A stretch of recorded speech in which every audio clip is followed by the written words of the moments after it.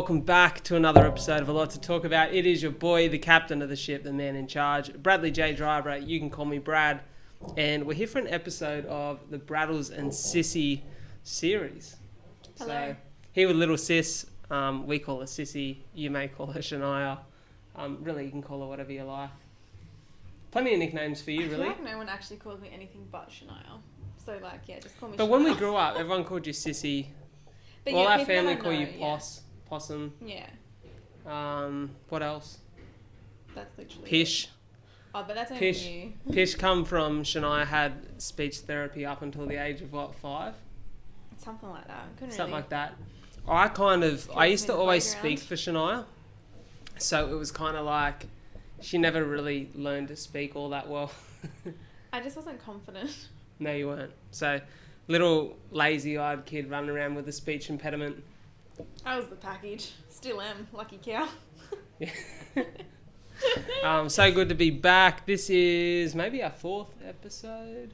I'm so bad. Yeah, it's our 4th. I think we missed last week was kind of hectic, hey? Like Yeah. we There's a had lot going on. I had an interview on the Friday, which meant we couldn't do it at the same time, and then you had a bit of stuff for work, and your business has been a little bit crazy, and you've been Yeah. playing catch up for a couple of weeks now. Yeah. And then we finally got here back on regular schedule today, and we kind Yeah. of realised that we haven't planned anything. So Yeah. we're spitting a bit of freestyle bars here, and hopefully it goes off. Wiki freestyle. That's so funny. Well, that's another story for another day, isn't it? A few things we wanted to talk about, and it all started with our weekly wrap. Oh, we are going to do it. Wait, Wow. A weekly roll up. Our weekly roll-up. Let's do that. Okay. I'll go first because you Okay. just can't seem to keep yours short and sweet. Okay. Weekly roll up. I honestly have just been working, doing resin again. New job. Yeah, new job. That's literally it. A lot of work. I've done nothing but work, to be honest. What's the new job? So I work at an activewear store in retail, so something cool, something different. I know a lot of people probably don't like retail, but I actually really like the fast pace, kind of that personal connection still. You're getting to chat with people, but it's just fun. Like, I love the product. I've always loved the product, so Yeah. you have to kind of You've been a fan of that brand for a while. Oh, hit my mic, which helps. Sorry, mic wasn't in front of my face. But yeah, that's kind of my weekly roll up. And my grateful for today is probably that I get a day off today. I'm pretty tired. Yeah. And what was the other thing that we're doing? Something we're looking forward to.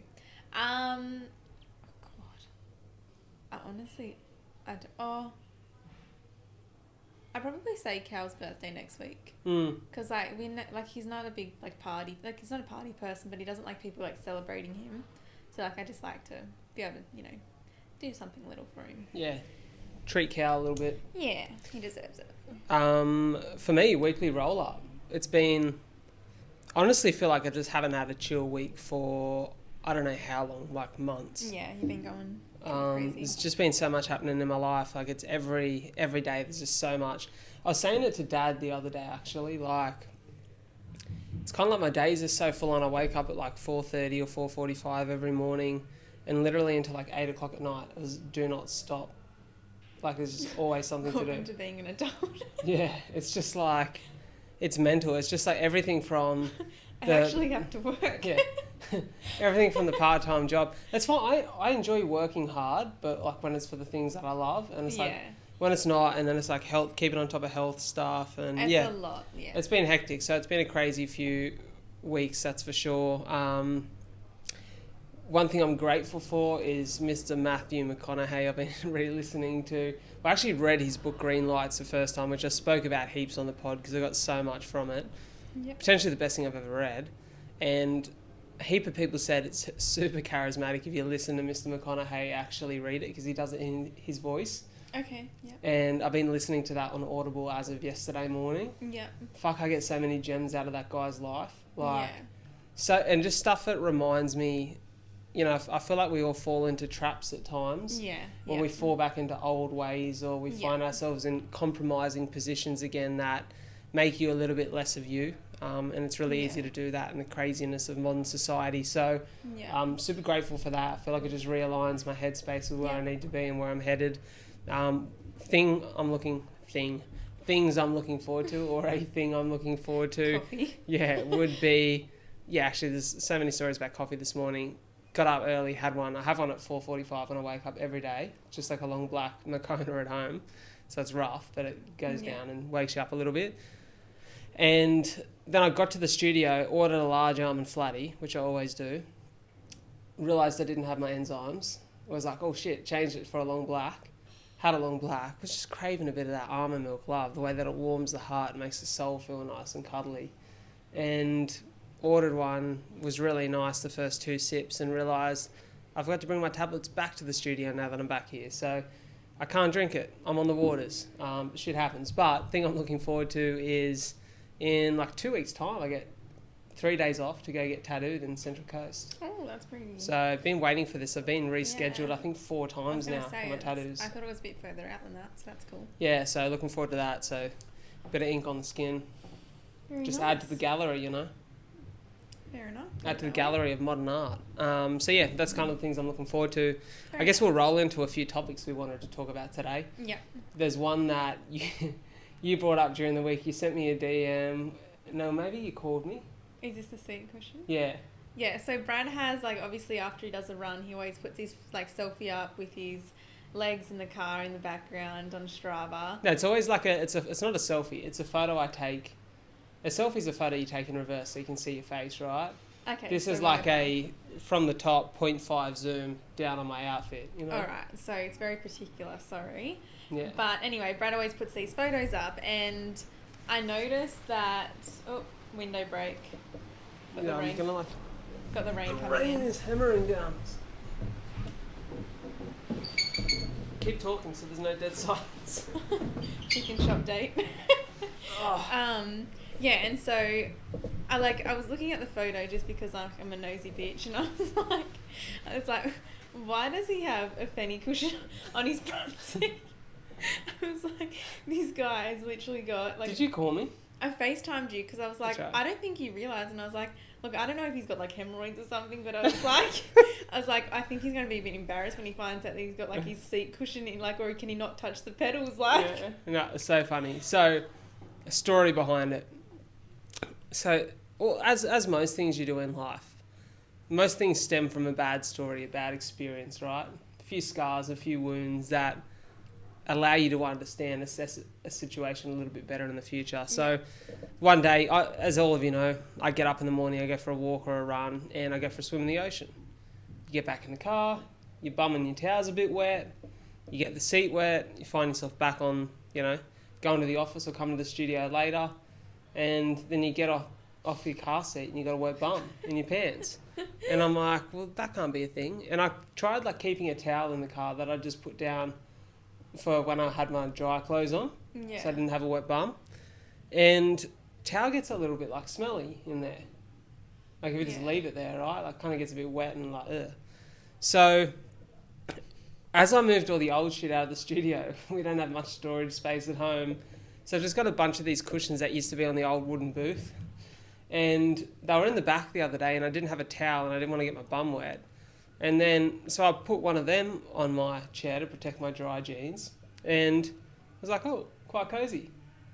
This has just added an extra layer of comfort to my drive. Such a nan thing to do. Right. So now I just keep the cushion in the car and I'm like, well, when my seat's wet in the morning, I'll just put it down so I can sit on top of it and my bum's dry.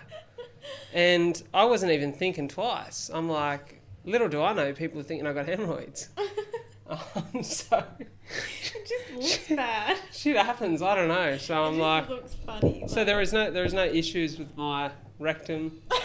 There are no my balls aren't so big that they touch the seat or anything like that. There's no issues with this, right? Too far. I'm just a standard man who just puts his cushion down to keep his bum dry and to enjoy his drive a little bit more. Fair enough, you do you. Yeah, so that was one thing that come up this week, which I found quite take a girl funny. on a date in your car with your cushion sitting there. There's a second one there. She can have that. Let's ride in style. So, here's the thing, right? Lounges, made of cushions. You still put a few on top. Yeah, but that's for You still decorate a little bit, right? It's car decoration. There's two things that we spoke about during the week that we found quite funny.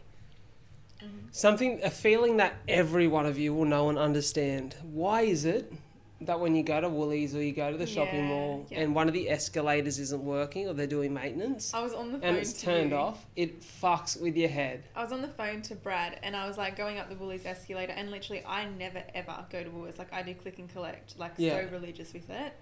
And I was like, oh shit, I'm gonna have to run in. So I like literally ran into Woolies, and I kind of didn't realize that I was like it wasn't turned on, because it's one of those really slow moving ones because it locks the trolleys.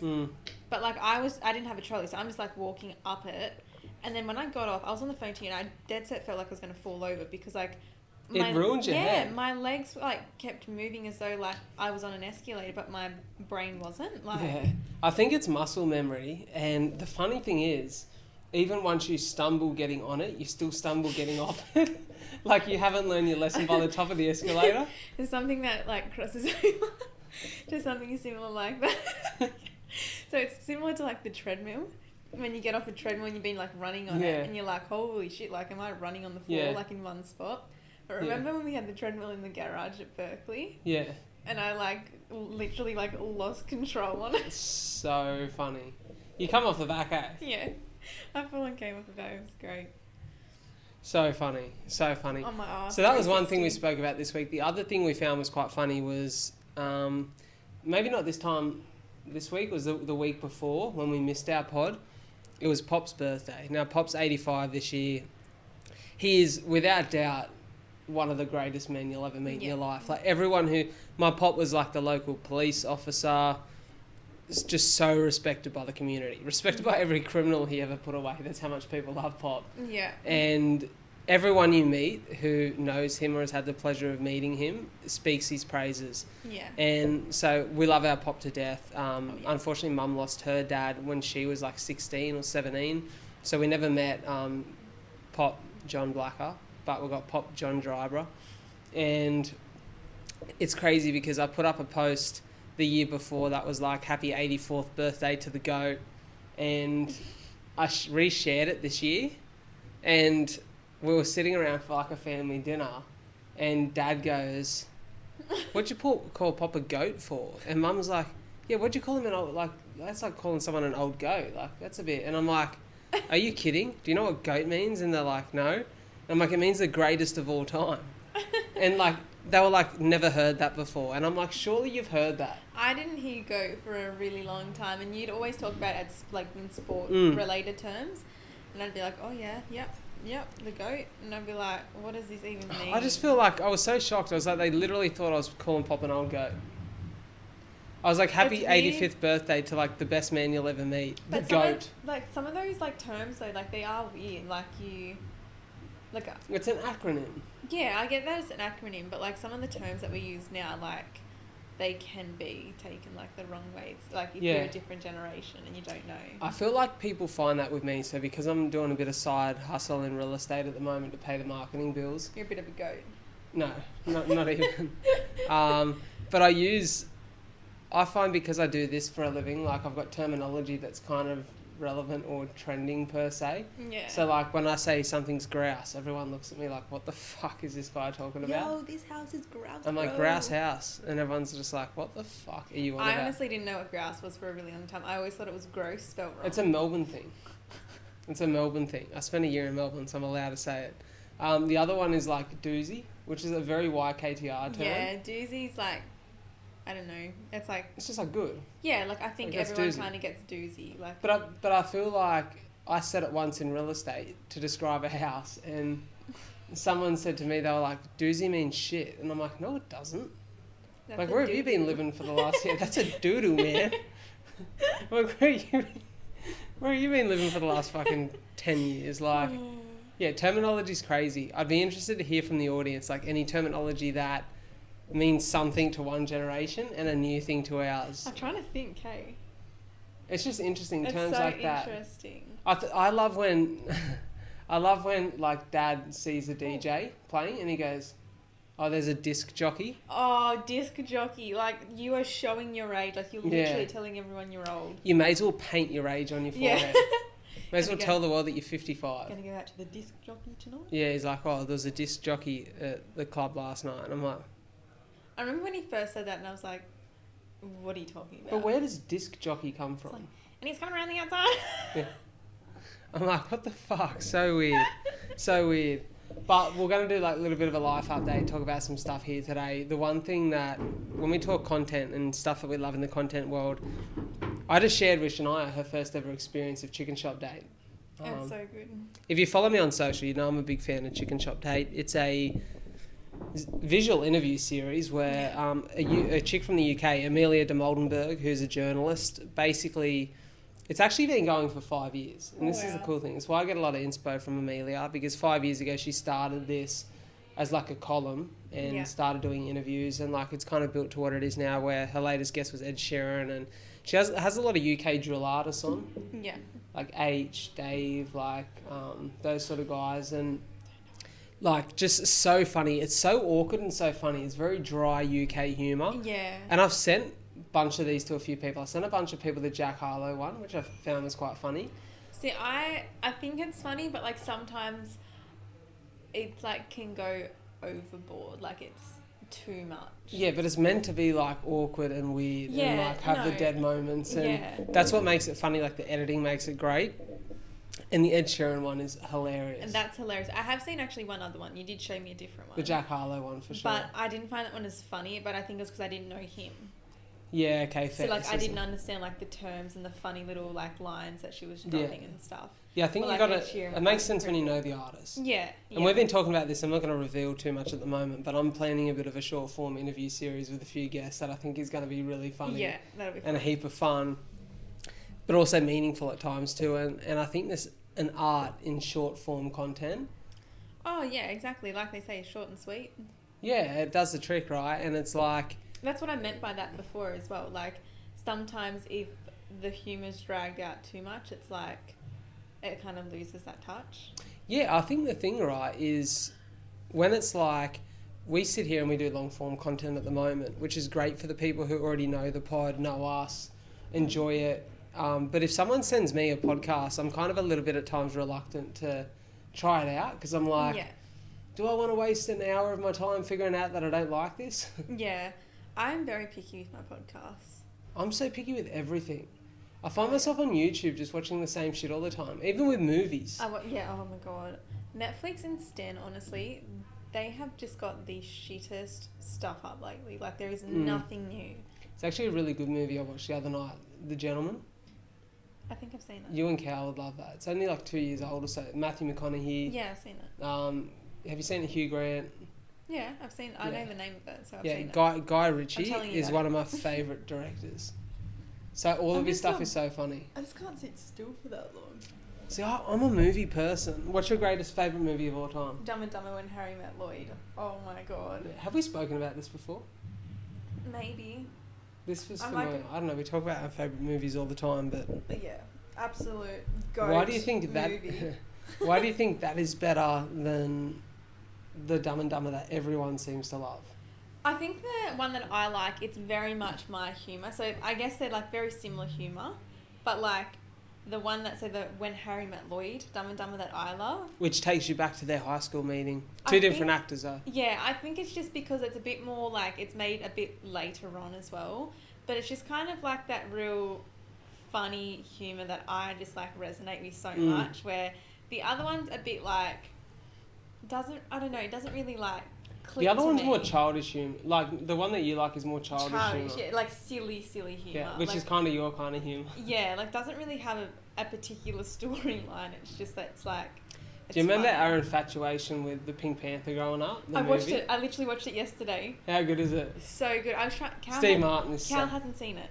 Cal's Did he never watch seen it? Because we're talking about. Did he watch it with you? No. Oh my god, he's gonna watch it. And we're talking about hamburgers, and I was like, I would like to buy buy a hamburger. And he's like, what? And I was like, okay. Yeah. All right, we need to sort this out. So funny. That and the sequel is good too. Yeah, I think Steve Martin is so funny. He's so good. Like he hasn't done a movie in a long time though. I think I've always loved, like, even when we were little, we loved Cheaper by the Dozen. Yeah. Like such a great actor, so funny. It's just something about Planes, Trains and Automobiles. It's a funny movie. I haven't watched that for a long time. Just something about Steve Martin. It's just got like this charisma. One of those characters that can like click into like someone new, and it's like you're watching someone that you really like watching, but it's like not the same. Like, do you know how some actors you just feel are always like that same person. Yeah. Like it's nice to kind of see someone like that. There's such an art to acting. I've always been fascinated by actors. Like I feel like it's something I'd like to do, but I don't know if I'd be. What are you talking about? You played Jesus. I did actually. I played the Jesus of Nazareth in year 4 for 2 hours on a stage. We done like, I don't know if you've ever seen, there's a really old TV series called This Is Your Life, where they used to bring on like sporting stars or entertainers or just significant celebrities and famous people and sort of like go back on their life, and they'd have guests come on who they'd met along the way, people they were really familiar with, people who maybe they didn't know they'd inspired. Like it was a really touching hour of television, right? And we got in year 4, like we used to have, so the school we went to, Cedars, had like junior school, which was kindergarten to year 4. Yeah. It had middle school, which was year 5 to year 8, and then senior school, year 9 to year 12. And they used to do at the end of every year, it was called Thanksgiving for a long time, then they changed it to Celebration. And it was kind of like an end of year assembly celebration. It was like a big performance thing, like there was dancing, singing. Every year had to acting. do some sort of like visual performance. Yeah. But then there was the main performance that took the stage for most of the day, and there was awards presented for each year. Say this. Yeah, ready? Year 4, they go, we're doing a This Is Your Life Jesus Inspired edition. We went to a Christian school. Now, we weren't particularly religious growing up, but we believed in that. We believed, and in our own way, and you know, they said we need a lead to play Jesus. Now, mind you, my good friend for a long time, who's actually recently had a baby, shout out Mackenzie Grada, was playing the narrator. Now, Macca, as we called her, and I had almost a rivalry through junior school. Butted heads a bit. And as we got older, we're able to put our 6-year-old behaviour behind us and become really good friends. We laugh about this story a lot, right? Because she was playing the narrator and they wanted someone to play Jesus, and they explained that the role of Jesus would be a 2-hour rendition. A lot of lines, a lot of dedication and commitment to the role required. And I put my hand up. I fancy myself as a star, the man on the main stage. And let's just say, Jesus rocked up in a, I think, teal and purple button-up shirt. Yeah, I was going to say it was... The fashion was atrocious. Horrendous. Thanks, Mum. And spiky hair. And played the shit out of that role, and arguably the greatest Jesus of all time outside of the man himself. So it's kind of like if... From that stuff, hey? You know how people ask that question, which I'll actually ask you in a minute. If your life was a movie, who would you like to play you? I think Jesus would say me. Really? Interesting. You know, if history repeats itself, it'd be a performance and a half. Yeah. Yeah, true. So I'll pass that question on to you. If your life was a movie, which character would you like to play the part? Who do I want to... Wait, what? So if your life was a movie, let's say someone was sitting down to watch the movie called Shania, which was a performance of your life thus far. Yeah. Why do you say thus? It just sounds way too scholar. Like, thus far. It just fits. This far, but that doesn't make sense. That's not grammatically correct. Yeah, but that's why I'm studying to learn that stuff. Okay. Right, she's studying to be a teacher, guys. Wow. Who would you like to play that role? Oh God! And explain why. So bad. I honestly know no actors. Like I'm. Surely you know a female actor. I know some, but I don't want them playing me. Let me have a quick think. Thinking music. Put my thinking cap on. I feel like, can I throw a suggestion out there? Yeah, right. Margot Robbie. No. Australian actor. No. No. No, okay. Doesn't fit me. No. What about Diane Keating? I actually love a Diane Keating. She's funny, movie. I love her movies. Julia Roberts. Oh, am I mum? Am I playing Diane, am I? Yeah, true. She'd be a good one to play Mum, hey. Mum loves her. So much chaotic wisdom. Let's watch Eat, Pray, Love. Yeah. Loves it. I don't know. Why didn't you tell me this before? Anne Hathaway. No. Anne Hathaway is very you. Little bit of humour. No. Bit sassy. Oh, what are you trying to say? Yeah. Let me have a think. Janae private school girl. Chris Lilly. Honestly, I'm so bad with actors. I'm thinking of some, but I don't know. Maybe even like Reese Witherspoon. Yeah, I can see that. Like, because she's kind of a bit like me, like a bit like, in some of the movies she's like shows that funny side, but then she's also got like that doesn't give Serious her side, a little bit ditzy, but also can be intelligent. Okay, here we go. We're just lashing out today. Lashing out. I feel like I'd be portrayed well by a few actors. Oh, here we go. He's had this planned and he's put me on the spot. Firstly, let me guess, Leonardo DiCaprio. You took the words out of my mouth. Honestly. He can do it all. Predictable. Charismatic on camera. Just, I don't know, there's something about Leo. Something about Leo, the way that he acts. Maybe because he's been in a lot of my favourite movies. I also think... You've got a crush on him, to be honest. A little bit of a man crush. Brad Pitt. Here we go. Brad Pitt. Seriously. Chiseled physique. The hide on you. As handsome as ever. One of the greats. One of the greats. I can't really think of it. I reckon Kevin Hart. Kevin Hart. Danny DeVito. Just for the height. Yeah. I'm actually 6 foot. Yeah, I don't know. I feel like that's an interesting question.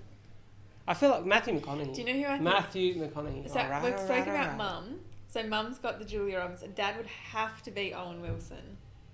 Nah, Owen Wilson's not aggressive enough. Oh, but like Vince Vaughn.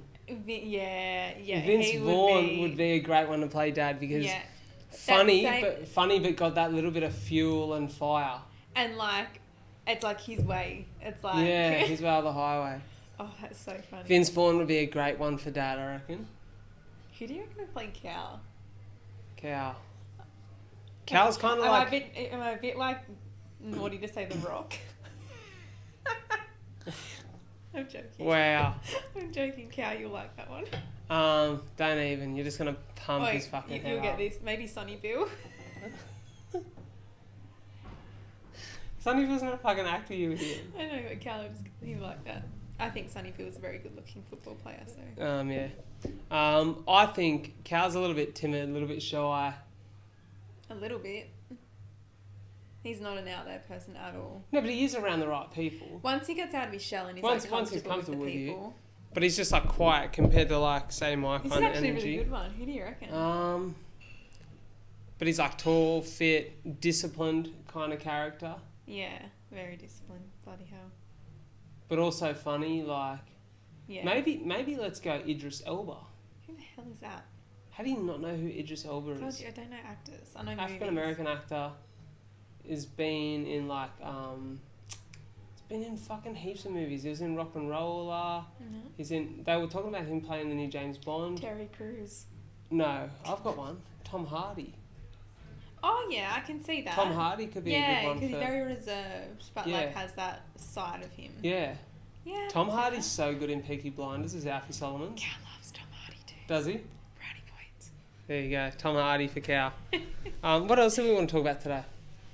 Oh, we did have some topics, but... We kind of really come into this unplanned, hey? Yeah.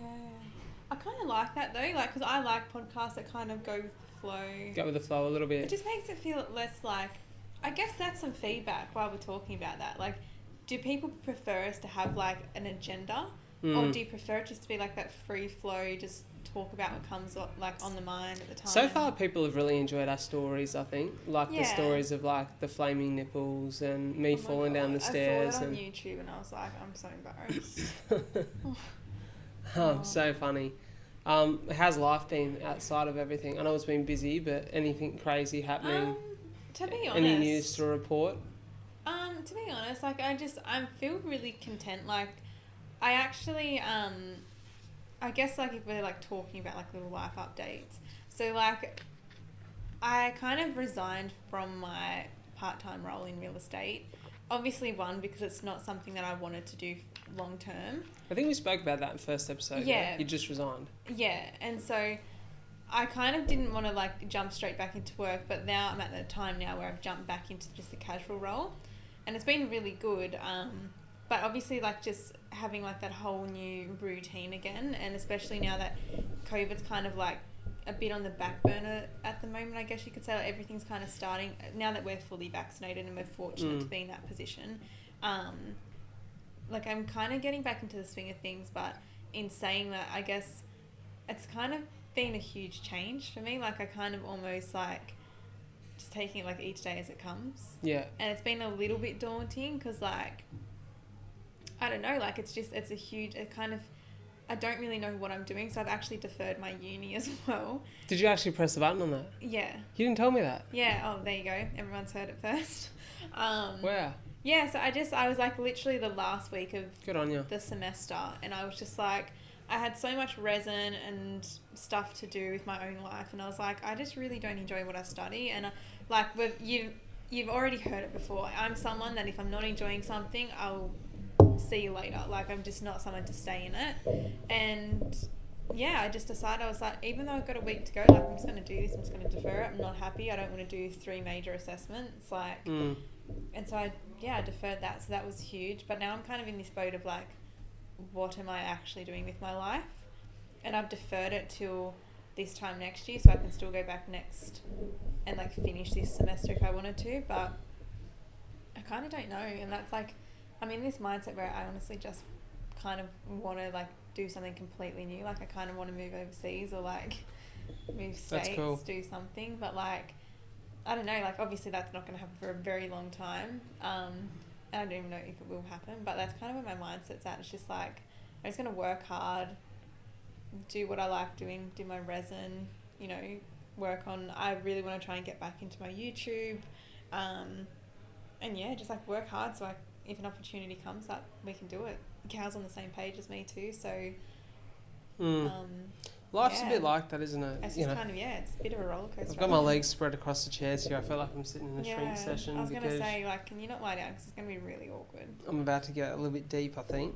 So, I've been struggling a little bit with this in the last, like, week and a half, 2 weeks, where... Okay, I need to sit up. It's really uncomfortable. There's been a little bit of a... I don't know, like a life crisis for me, because it's crazy because I know what I love, and it's this, right? I love content. I love being behind the mic, in front of the camera. And I feel like I'm so lucky to have found what I love in life so early.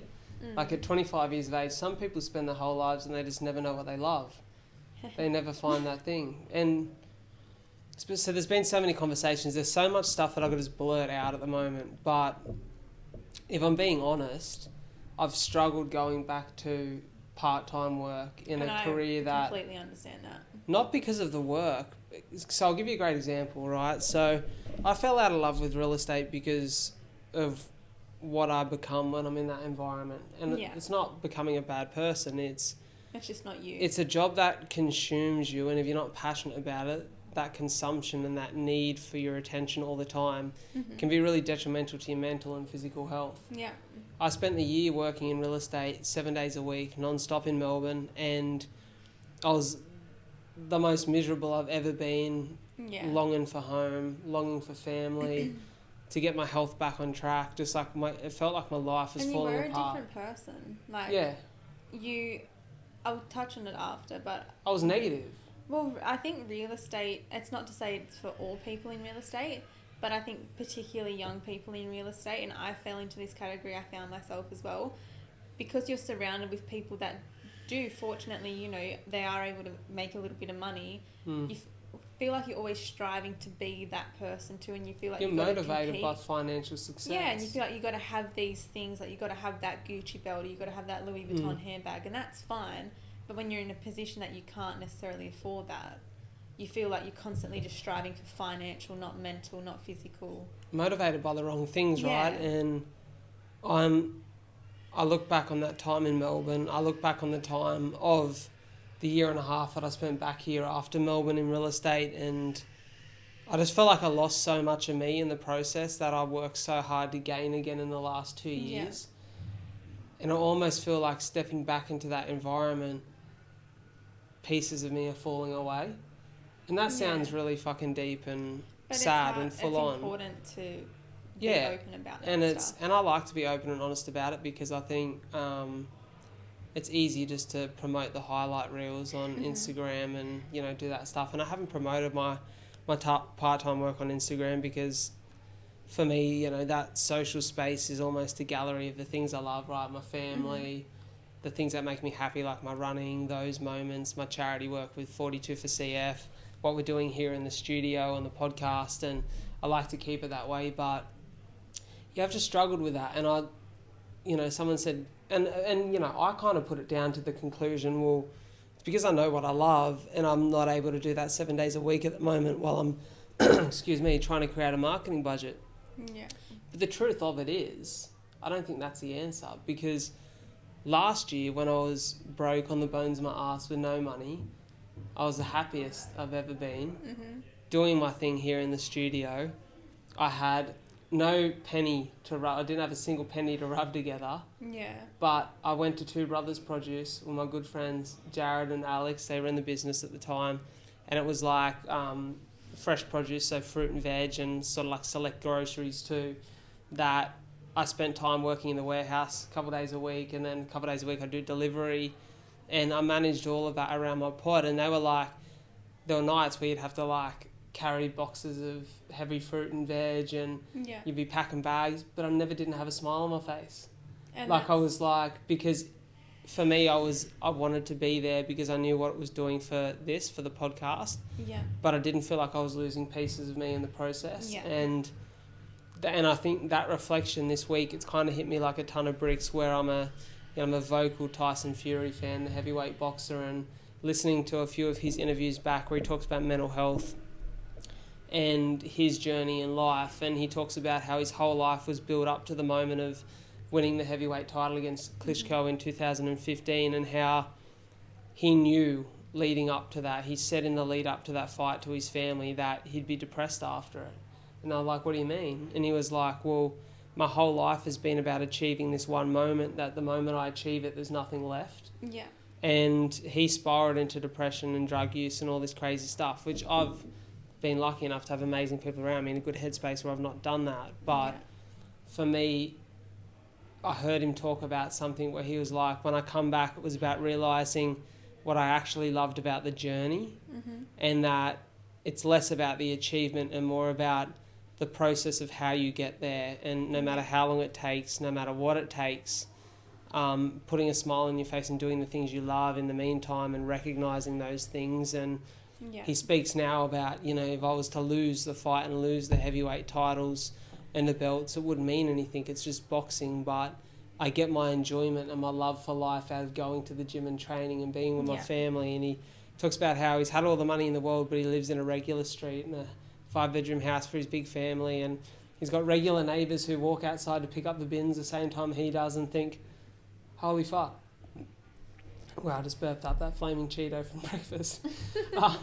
Holy fuck, that's a heavyweight champion of the world. And he's like, and that's the way I like it. And just for me, I had a conversation with my mate Joe Plum the other day, and I said, I think I've realised that whilst I'm a massive dreamer and I've got big dreams for this podcast and I know I will achieve them one day, I'll probably look back on that time, not in a negative way, but in a really positive way, and go, man, when I was rocking up to that studio, that was a little bit hot and sweaty above Lee and me, and I was trying to figure my life out, and I didn't have all that much money, but I had passion, I had purpose, and I had great people and things around me, and they were good days. And I don't want to waste that. And I think it's why I've gone back to listening to Matthew McConaughey, and there's a part of that book, Green Lights, that I love so much, and it's when he moves to Hollywood and he's not had a job in like 2 months, and he says to Don Phillips, the guy who really introduced him to the business, Don, I need a job, I need an agent, and I need work, I need money. And he was like, fucking shut that talk up, like, you don't need anything. You're desperate, and this industry in this town will smell desperation.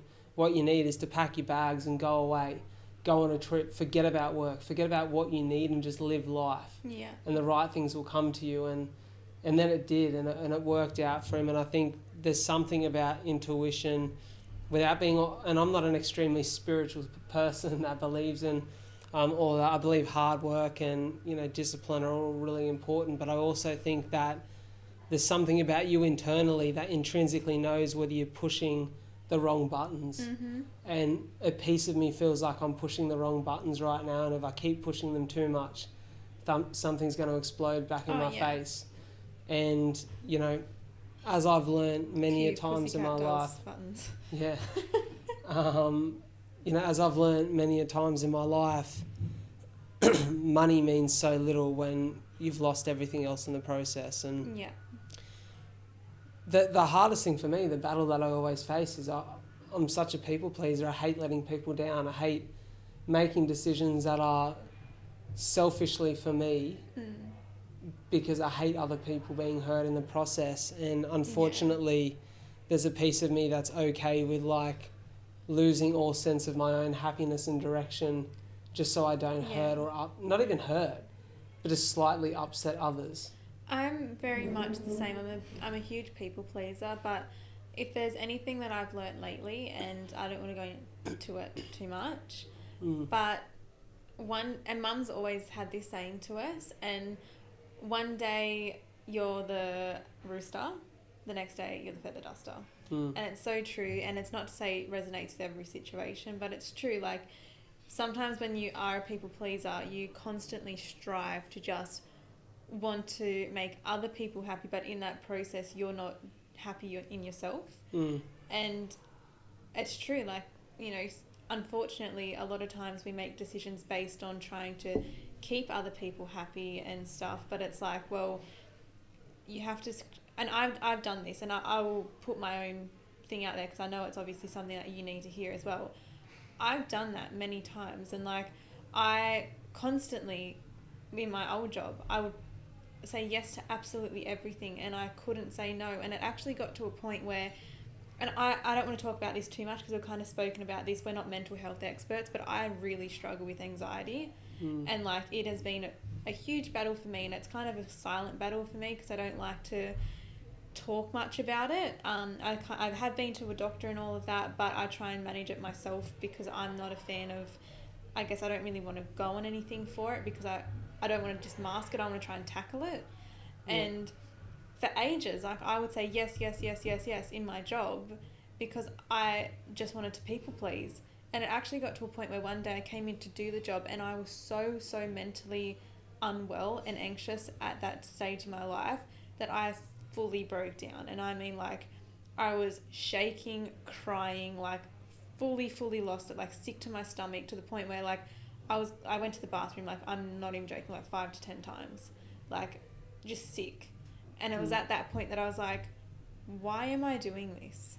I get it. I loved the people that I worked with and I loved the relationships there, but it's like, it wasn't making me the person that I wanted to be. It was actually, in a sense, fuel to the fire. It was the fact that the job itself was not something that I wanted to be in anymore. I didn't want to be in that industry. I didn't want that career path. But I felt the pressure to just be like, well, they need me here and they know that I do good work. So like, I don't want to leave them in the lurch, and then they've got to try and find new staff at this hard time of year. But I was like, I kind of had to take that step back, and I went on for a few months after that, but then it did get to that point again where it was like, why am I doing this? Like, why am I putting myself through this where I constantly feel overwhelmed? I constantly feel like I'm not me. And I quit. And since then, like, and it's hard to admit it, but it's like, well, as much as I had wonderful relationships, it's also like, well, it's kind of sad because I haven't actually heard from them since.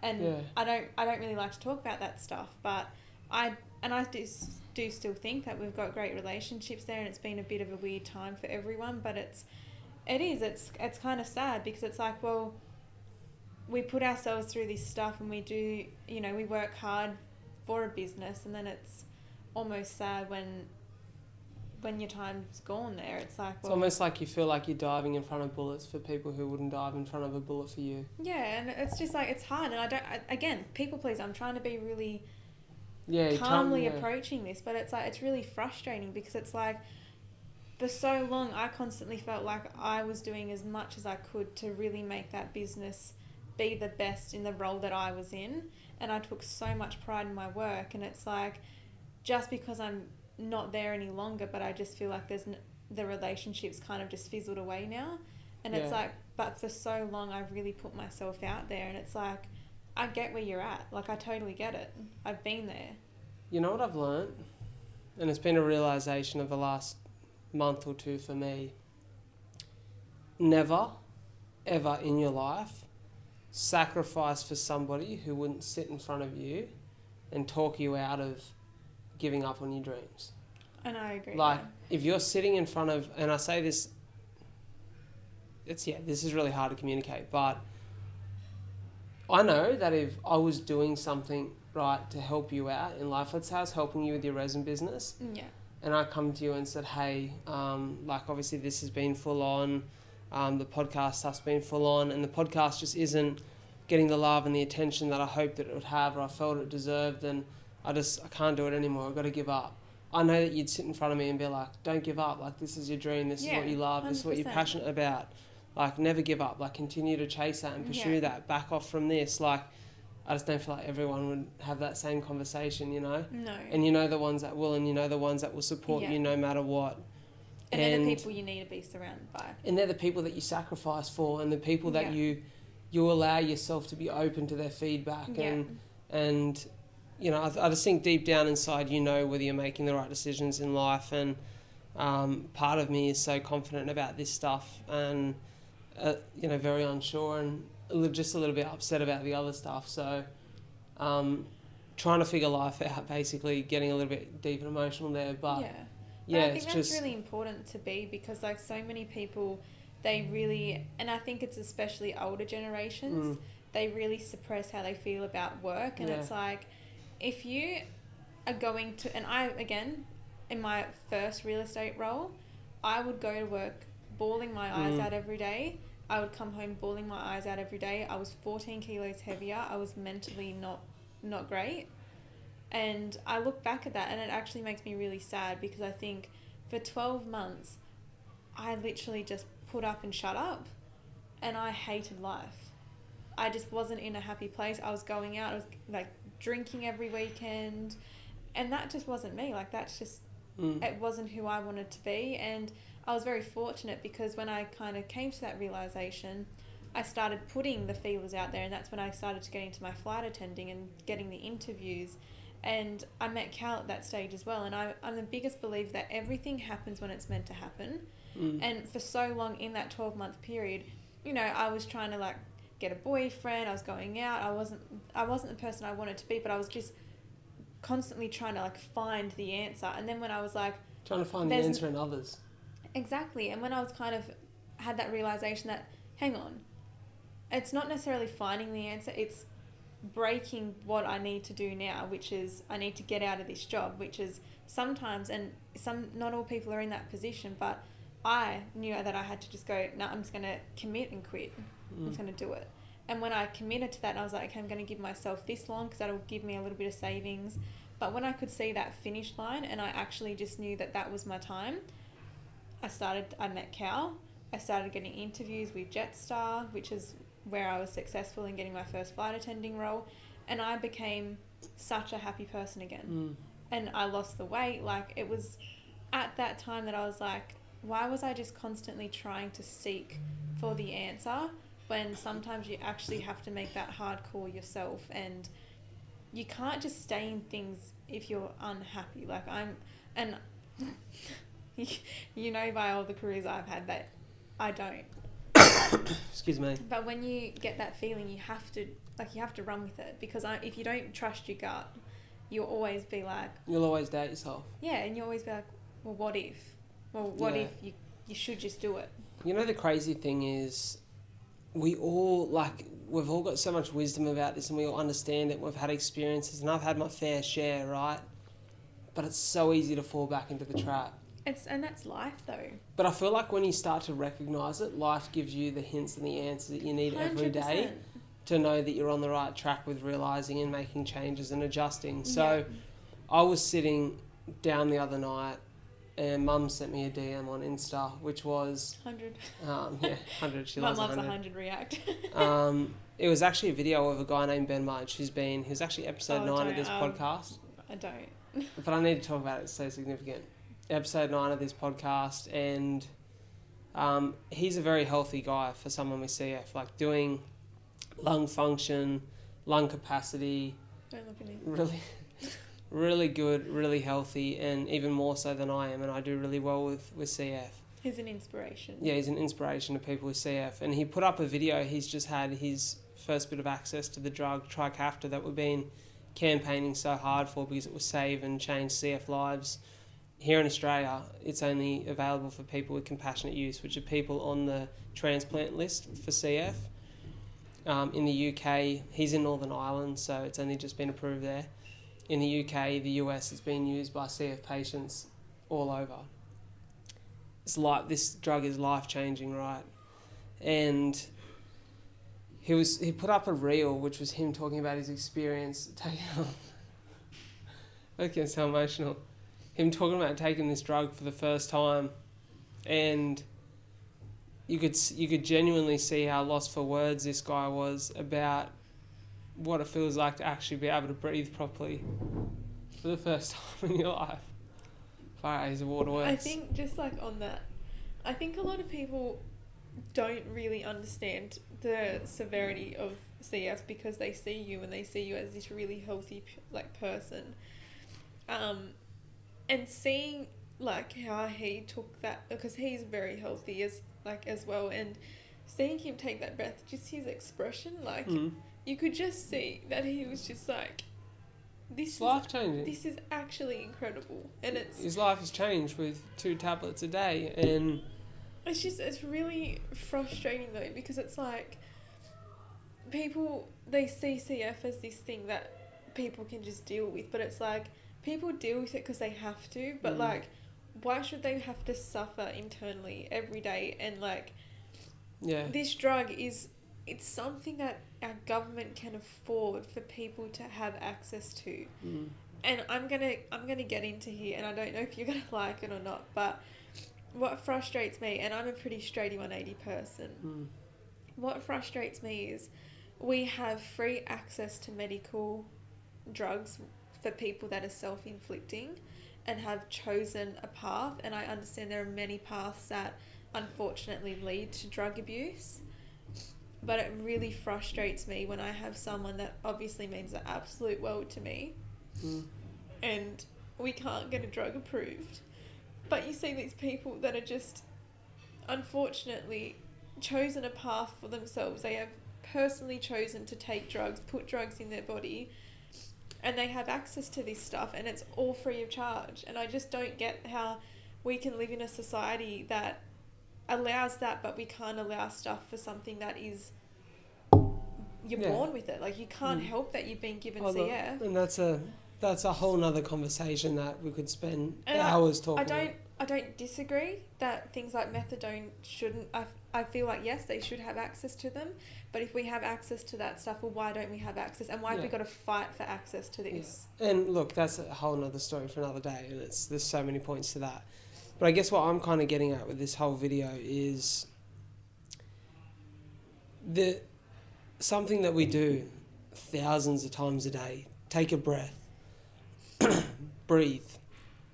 Allow air into your lungs and oxygen in your body. And I sit there and I think, something that's so simple that I've had my fair share of challenges with, and life is just simple and it's brutal and it's tough. So why spend a day or a minute not doing what you love, not pursuing what means the world to you, not following purpose and listening to purpose? How can I be so wise that I sit and I preach about it, but I don't always practice what I preach? And I'm so lucky that, I talk about you guys, my family, all the time. I'm so lucky that I have, when I was broke there for a minute, and people hear me say broke, I owned a property, I had a mortgage.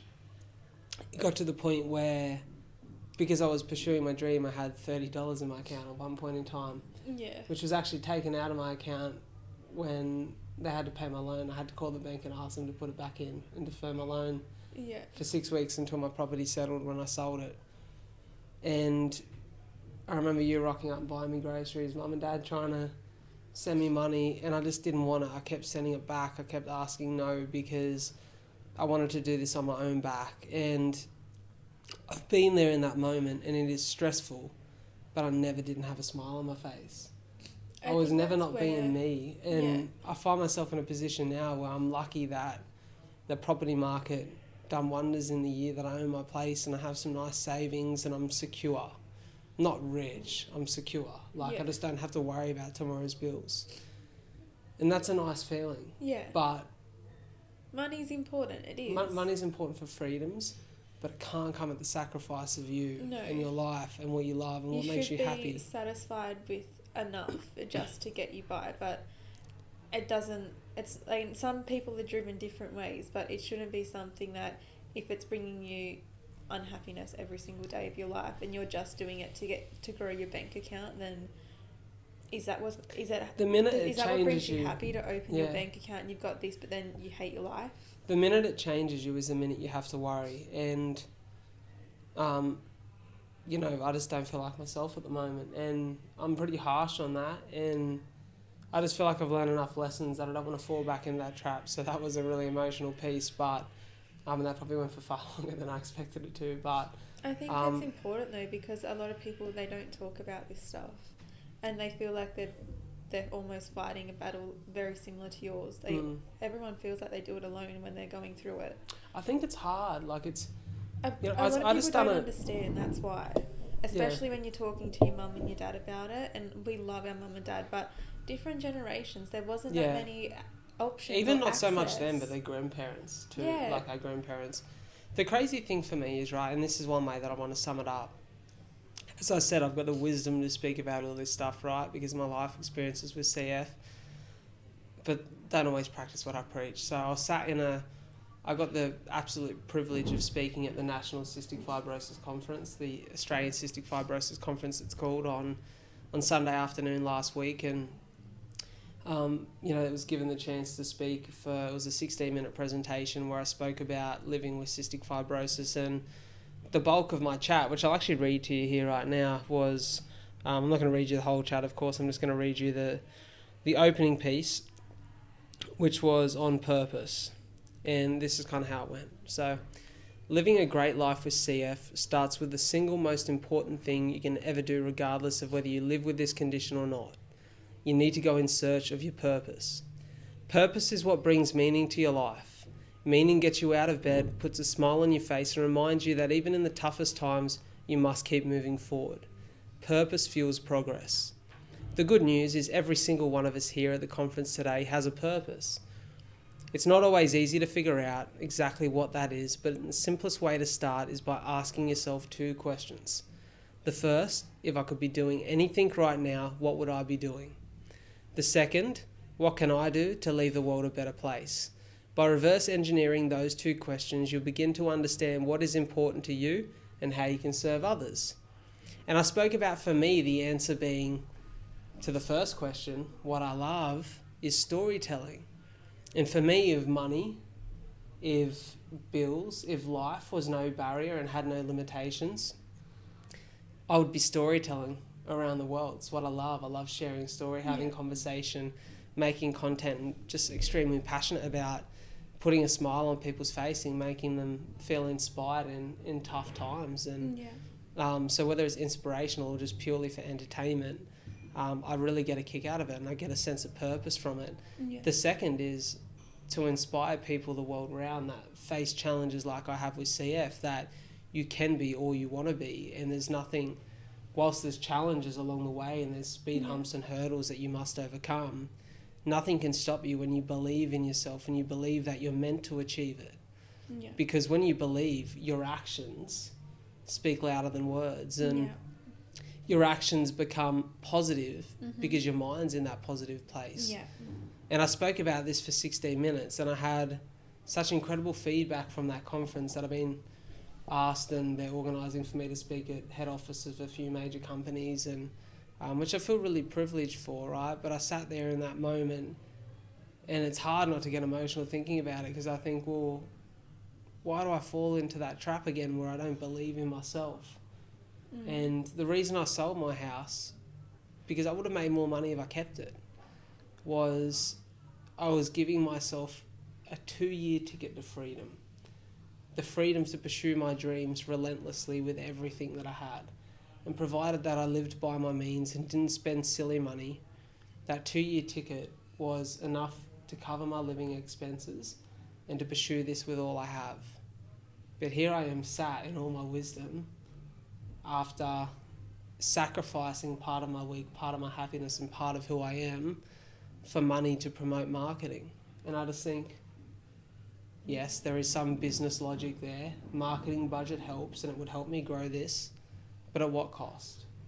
Yeah. At the cost of who I am, at the cost of me spending 7 days actually working on this and building what I love and allowing my passion to be the driver that converts people to supporters of this podcast and this content platform. Or And can I just put a pause on that thought for a second? I think that's like a really important thing to just like note as well for the people that do listen to this and that love it, because obviously you can see like the battles that people go to when they're trying to create a platform, and it's not to create a platform so you've got all this money coming in, but it's just to create the awareness that this is the podcast and it's a great podcast. It's full of, you know, different segments, different types of listens for people depending on what you like to listen to. But if you love it, share it. Like, it means the world. And people, I think sometimes, and I get it too, like sometimes you're like, am I that embarrassing person that shares what I like on Instagram and I'm worried what people think? But it's like, you don't realise how much of an impact one person sharing your business or your platform, the wonders it does. And I saw that with my little resin business. One YouTuber literally shared my small business that had under 50 orders, and I had 50 orders overnight from one video within 24 hours.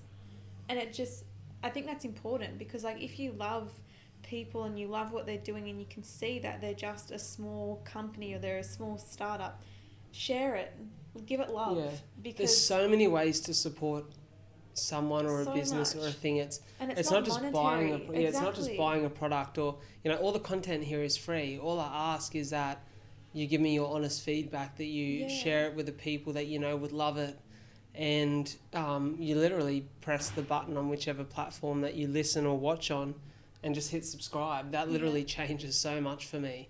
And there'll be a point in time where we potentially run events and we potentially there'll always be a bunch of there'll always be loads of free content. There's potential down the track where people who become real fans, and there's exclusives and behind the scenes and stuff, where potentially there's really small, like almost like $1 a week style, like sort of like extra supporter based stuff where you can get more exclusive stuff and deals and tickets to things. But that's all future plans years down the track. Right now it's free, and it's like, it'd just be amazing if people could get behind it. And it'd be amazing if, we try to practice what we preach there and get behind our friends and family who are doing 100%. These things. And that's why I always pump up people. And actually, really, really cool spin-off here. Gary Vee, who's obviously a content master, was talking about this week. So NFTs, I know you don't know much about NFTs and crypto, but there's Ethereum, which is a cryptocurrency, which I've invested a little bit of money in, just a small amount. Basically, Ethereum is one of the currencies that allows you to trade NFTs. NFTs are like digital art. So example, you could buy a digital art, digital piece of art. So let's say you bought the A Lot to Talk About logo. That is a piece of art that can be owned by so many. Okay. That piece of art could be presented on a screen digitally as art in a house, but it might also have a value to that token. That value might be that if you own one of those A Lot to Talk About NFTs, you get a percentage of revenue from the platform, or you get so many tickets a year to come and sit live at events, or so there's some sort of value to it. It's almost like a ticket or a coupon, right? Something. Not always the case, but a lot of, it's got the technology to be able to build that in. Gary Vee was talking about this idea as Facebook owner, hit my mic. Facebook owner Mark Zuckerberg, has just released something called Meta. And the metaverse is what's going to combine social platforms and digital currency and NFTs and all this into one space, right? And Gary Vee was talking about, instead of artists, like say musicians, going to a record label who's going to take 20% of their revenue, why not release an NFT that is a visual representation of their album let's say, for example, Ed Sheeran, the Plus album, releases the Plus artwork, you as a fan get a chunk of revenue from the success of that album. So it gives you a reason as a fan to like support the artist you love, but be supported by them. Yeah. I'm like, wow, there's power in that. It's incredible. The way he presented it and the way he spoke of it is so circle. cool. Yeah. And so I feel like there's so many ways, right? I always try to provide value first before ever asking for anything, and I'll probably provide value for years before I ever ask for anything. Yeah. In return. But you're not asking for much if people genuinely love what you're putting out there. And it's not to say that, like, and I'll be honest, like, I don't love every episode. Well, no one is. That's it, because I don't resonate with every episode. Like, some of the, you know, the longer, more, like, personal chats and stuff, like, I don't really resonate with the sports people. Like, I don't get their path or their story necessarily, but sometimes I do and I really like it. But it doesn't mean I can't not support all the rest of your work too. And I think that's important, because it's something that just means so much. And it's so simple for us to do, and that's why it's important, and I do it. Sometimes I'll be listening to a podcast and be like, I'll go and have a look and see if they've got new episodes. I'm like, if I subscribe to these, I get a notification and I see, like, it's just I forget to do it. Same as YouTube. I'll be watching it, I'll be like, I thought I was subscribed, but it's just because it comes up in my recents, or like what's trending and what I like. Yeah. And so it's like just remembering to do these little things, but for someone like that means the absolute world, that one person, because every one person creates their dream. And it adds to that value 100%. Of being able to do that. That's their dream, like that's their goal. 100%. So it's so important. Well, this went really deep and inspirational off the back of a really funny sort of like nothing segment. So I guess... that's kind of our show, I think. Yeah, it is. It's so unpredictable. It's a bit of everything. Even if you didn't love it, I guess we're speaking from the heart, so it is what it is, right? Yeah. To wrap it up, we always wrap it up with a little shout out to small business, which is very much what we're talking about there. Cool. Any ideas of the sort of people you want to promote today? Oh, I did have a few, but I'm kind of like being a bit slow on the old brain today. I might start. Yeah, you start now. Local business it is run by someone who was a guest of the podcast twice now. He was my first episode. He was my 98th. Mr. Lachlan Stevens is the owner of His Boy Elroy. Him and his lovely wife Selena own it. They do a lot for the community. They've got a program called the Bradles Brothers, which is about promoting positive mental health and a safe space and place for people to connect, especially men, to come together to bond over sports and food and just good conversation, but really to be pushed in the right direction for clinical conversations with mental health specialists. And it is really an incredible support network. They make the best burgers and like just American food, and it's so nice. It's such a vibe. So if you're in the local area, check out His Boy Elroy. Local area being Wollongong. It's amazing. So big fan of their business. Oh, I don't really have one, to be honest. That's all right. We'll do one next week. Yeah, like I just had a little look through, and I guess one because they gifted me some stuff a little while ago, but they are a small business, and like coming up to that Christmas time, I think like I was having a look and I was like, I just don't want to say one if I'm like not 100% or I don't like go there or something like that. But it would be the Schooners beef jerky. So they're actually based in Wollongong. Can you buy online? Yeah, buy online, and they do also stock a lot of their products in like Foodworks, in particular. I know they definitely stock, but a few other little grocery stores. Cool. And they just like, it's just a family company based in Wollongong. They make it in Wollongong, and honestly, Leah, she's so lovely. And so yeah, I actually already bought their stuff many times at Foodworks. Cal and I love their beef jerky. It's such good quality, and I just think nice. It's a bit of a different one, but I was having a look and I was having a chat with Leah a couple of weeks ago, and I was like, they deserve it. I like it. So that's basically the show today. I think that's episode 5 of Bradles and Sissy. 4 or 5? 5, I think. 5.